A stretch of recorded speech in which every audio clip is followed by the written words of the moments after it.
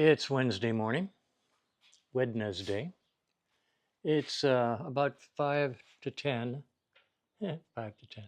It's about 5 minutes before 10, a few minutes before 10. And like I say, it's Wednesday. The blue bike is ready to be picked up.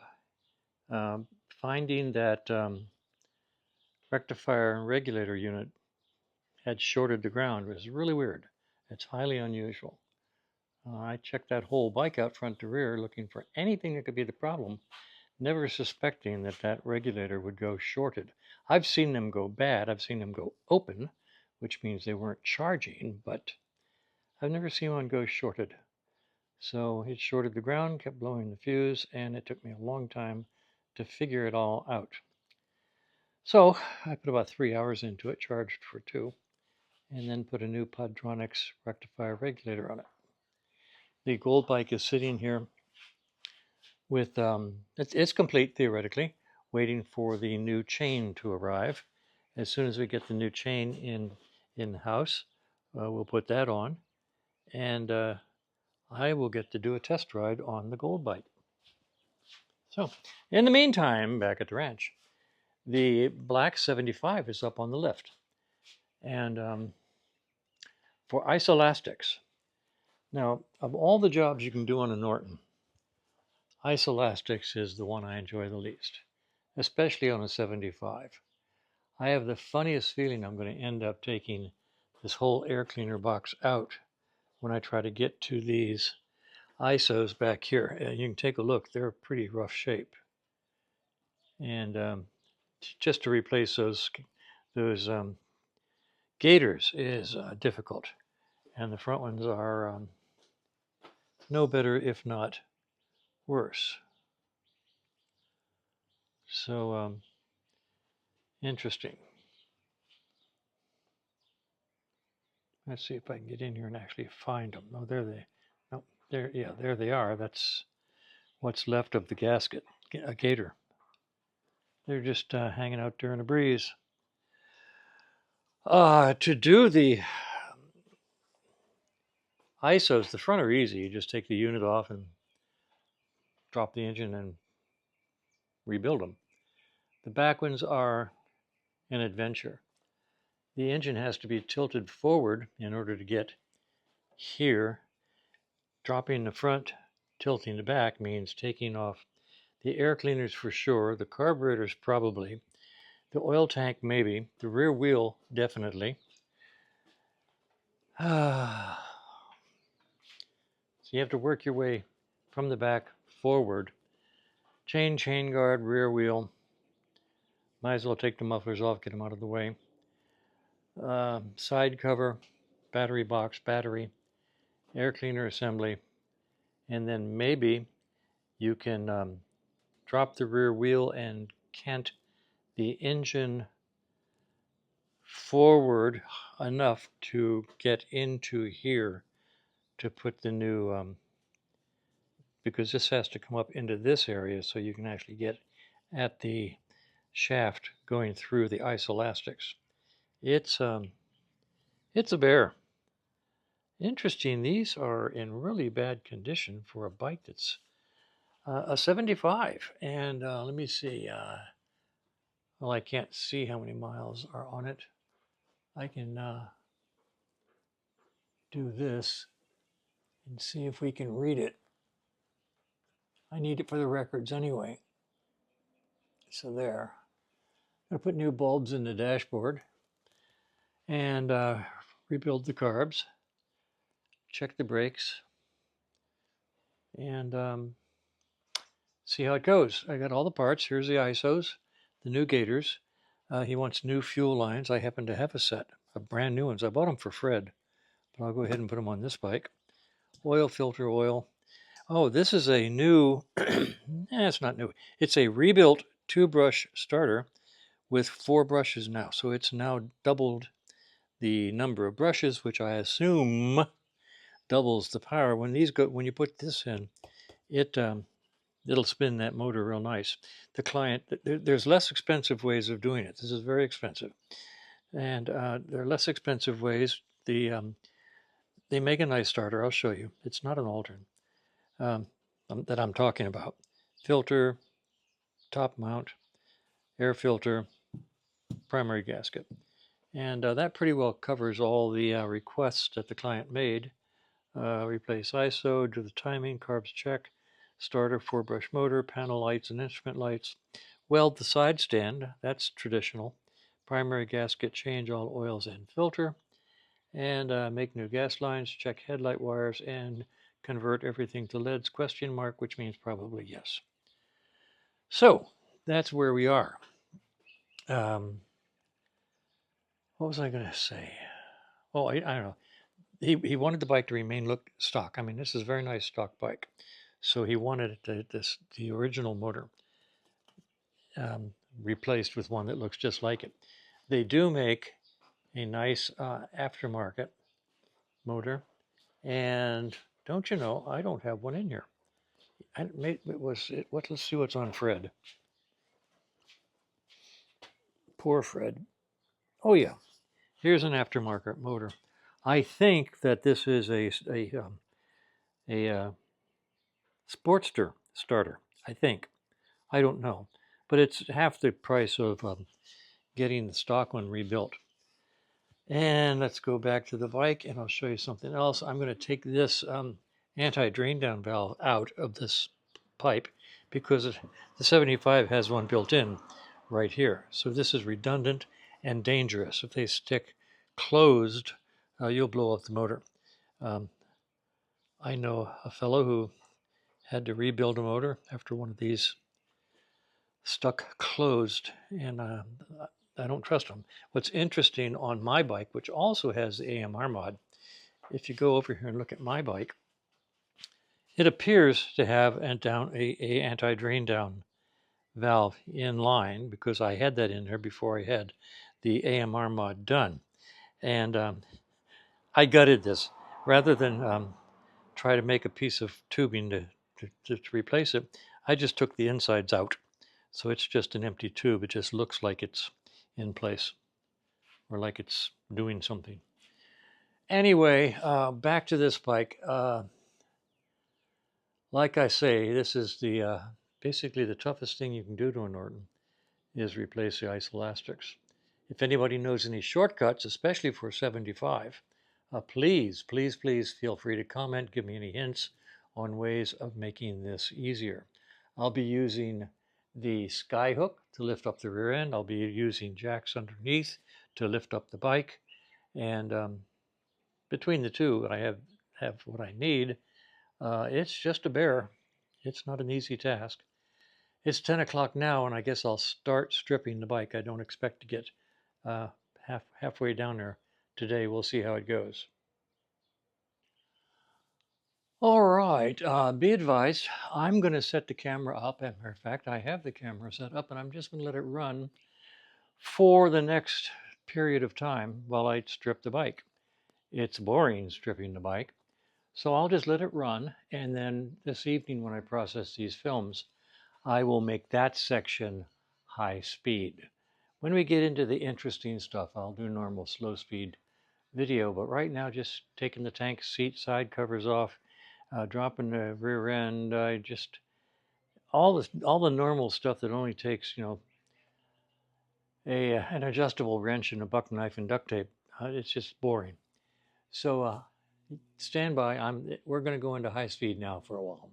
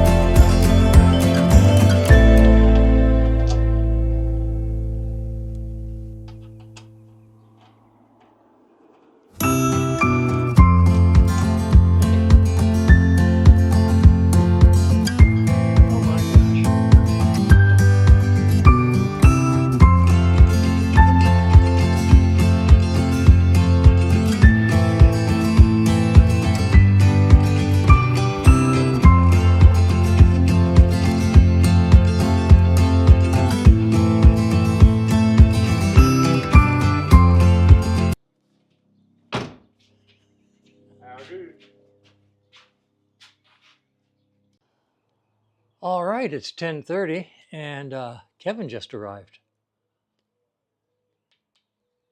Yep. So we've got tank off, seat off. And we will probably continue doing some high-speed stuff while we take the side covers off and rear wheel and all that kind of stuff. Because once again, if you can't do it with an adjustable wrench and a buck knife and a roll of duct tape, you know, there's nothing special to it. So we may even have to pull the fender. I just don't remember. I hate doing this job. I've done this job never, and I expect I should go in and take a look through my own files and see if I can remember everything I have to do.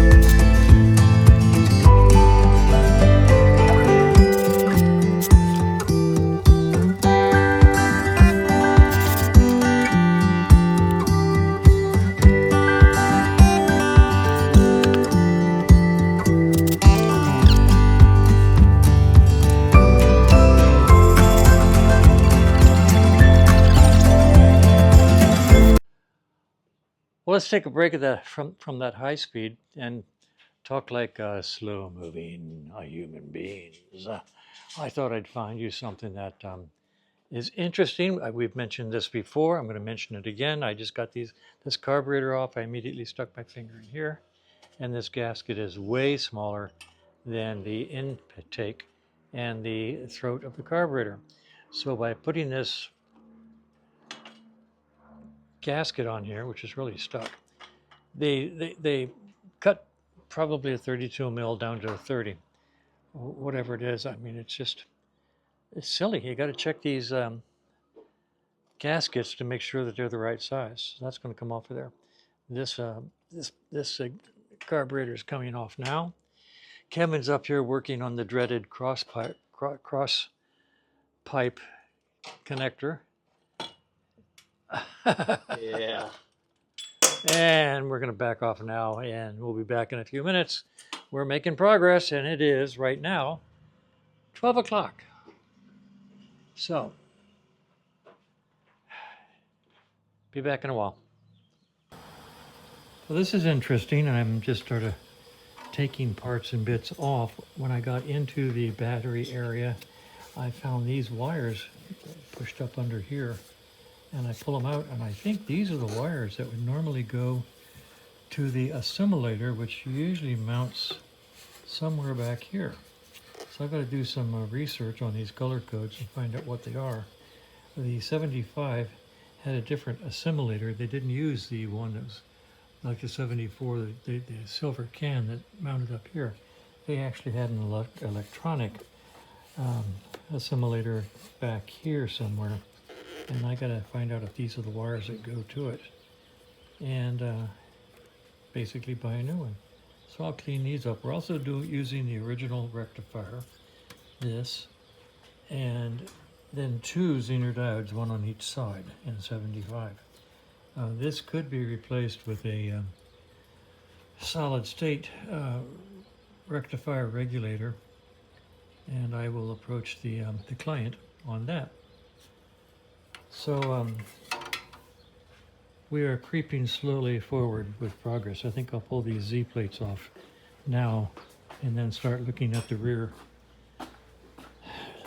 wheel, brake, fender, oil tank, air cleaner, so we can get at the back of the motor. Well, the big K's been over here completely cleaning up and rebuilding the carburetors. They're lovely. I've been over here playing with the Z plate on this side.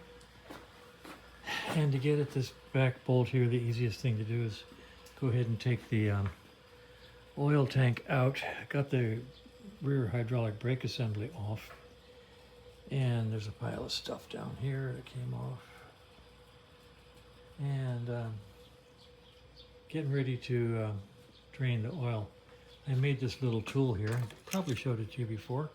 Got a little hook on it, a little bit of PVC, goes under here, hooks on the ridge, and and it works pretty good. Now let's take this plug out and see how well it works.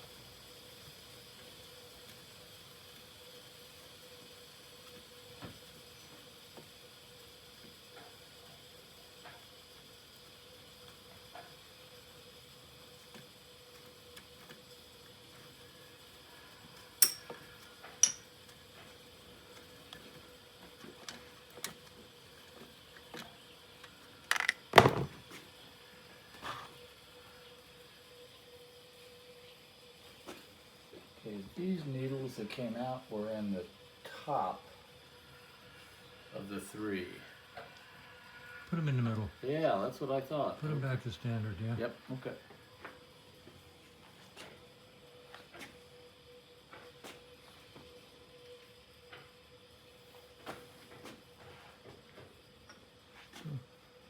Okay, works pretty good. All right, it's 20 after 1 o'clock. 1:20, he said with a grin. And progress is being made. I've got the oil tank off. Just for the heck of it, these are the tools I've been using, accumulating over here. to let you see. It's not easy, and I've still got more to go to get the Z plate off.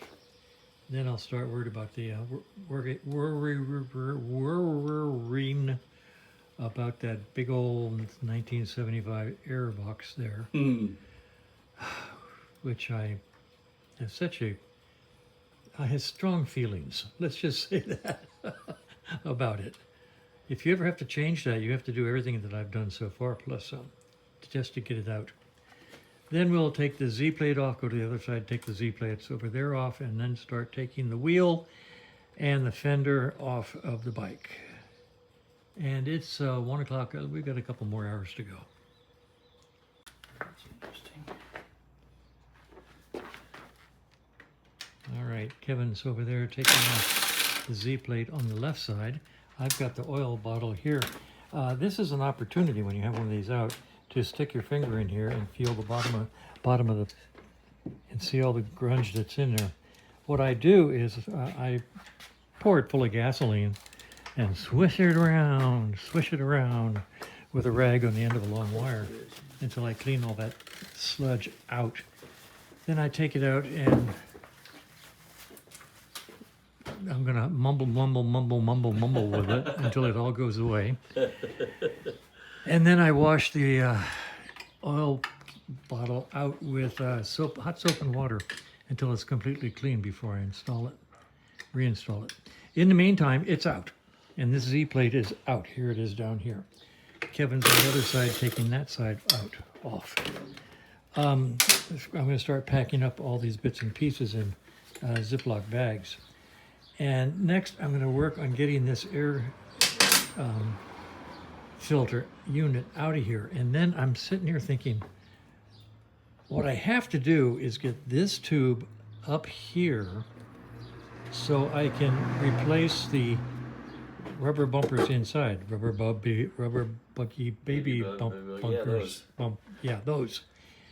And I'm thinking, gee, do I really have to take that whole rear wheel off?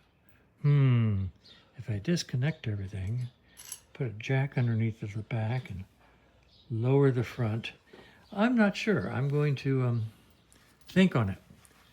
Chances are I will end up taking the wheel, the fender, everything off, and doing it the same way I've done it before. But it would be interesting to see if there's an easier way. If anybody knows of an easier way, comment quickly, because I'll be doing the rest of this job tomorrow. We're going to spend about, I don't know how long Kevin's going to be able to stay, but I figure we must work about another hour and call it a day. So that's where we are. Oh, gosh. It's 2 o'clock. I'm about exhausted. Yeah, I'm done. Yeah. Kevin is done. He's going to go home. We just now got the airbox out. And now we have to decide, is there even a chance in heck of lifting this engine up, dropping the front, lifting the rear, without taking the rear wheel, shocks, fender, everything off in order to push the swing arm up into the air, to push the cradle up into the air, to allow us to get into this area here to replace the ISO. Actually, it's 2 o'clock and I'm exhausted. It's hot and Kevin's exhausted. And we're going to call it a day, which will give you, all you guys who have done ISOs before, the opportunity to comment and tell me, what did you do at this point? Did you continue taking the rear end of the bike off? Or were you able to lift the engine up high enough by dropping the front and lifting the back to get at the ISOs in the rear and change them with the bike still semi-complete? So comment if you will. Let me know the way you have done it. And we'll see.